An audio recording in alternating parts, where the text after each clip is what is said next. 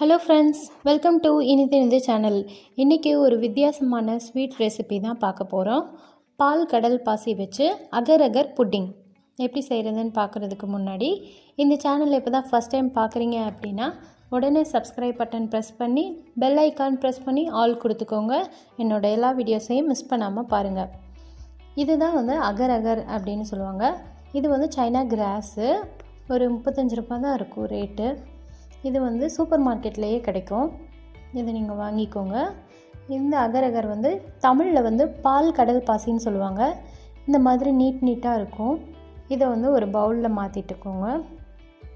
மாற்றிட்டு இது மூழ்கிற அளவுக்கு கொஞ்சமாக தண்ணி சேர்த்துக்கலாம். தண்ணி சேர்த்து இது ஒரு அரை மணி நேரம் அளவு நல்லா ஊறணும். இது ஊற வச்சிடலாம். இது டேஸ்ட்டு நல்லாயிருக்கும்.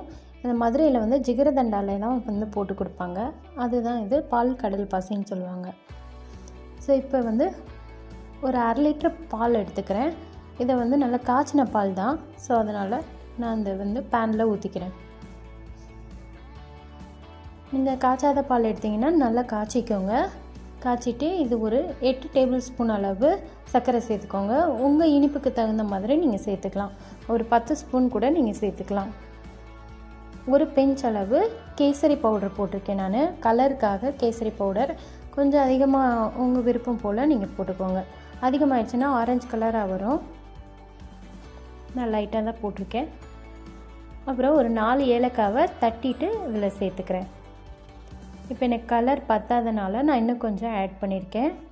இதை ஆட் பண்ணனால லைட் பிங்க் கலரில் வரும். சூப்பராக நம்மளுக்கு வந்துச்சு, ரெடி ஆயிடுச்சு. உங்களுக்கு ஆரஞ்சு கலரில் வேணும்னா இன்னும் கூட சேர்த்துக்கலாம்.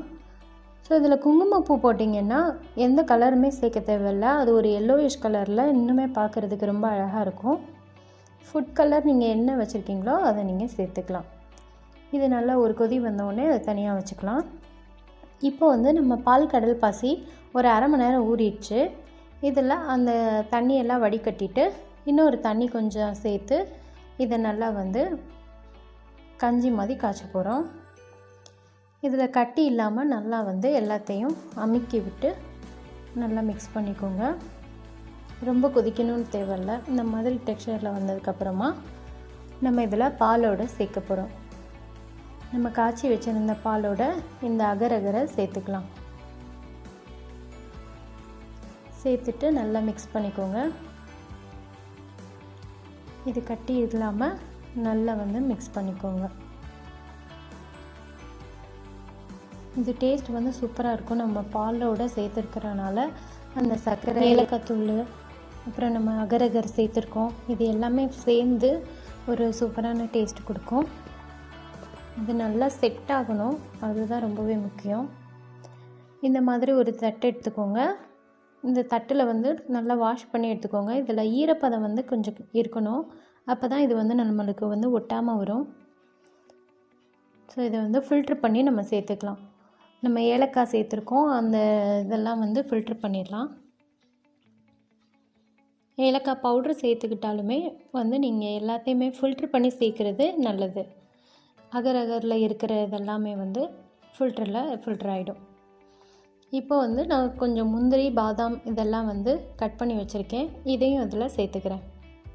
சேர்த்துட்டு இந்த மாதிரி ஓரத்தில் பபிள்ஸ் எல்லாம் இருக்கும். அந்த பபிள்ஸ் எல்லாம் எடுத்து விட்ருங்க. அப்போ தான் நம்மளுக்கு அகர் அகர் நல்லா செட் ஆகும்.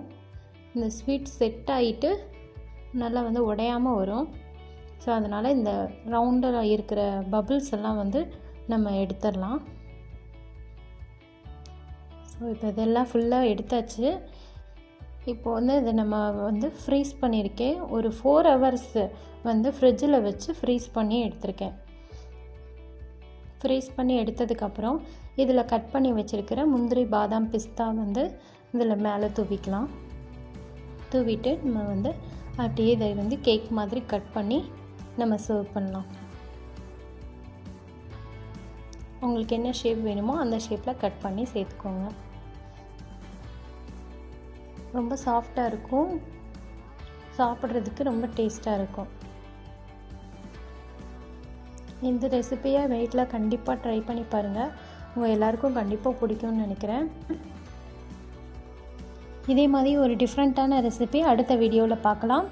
ஸோ என்னோடய வீடியோஸ் எல்லாருமே பாருங்கள். வாட்ச் எனி இந்த சேனல். தேங்க்யூ.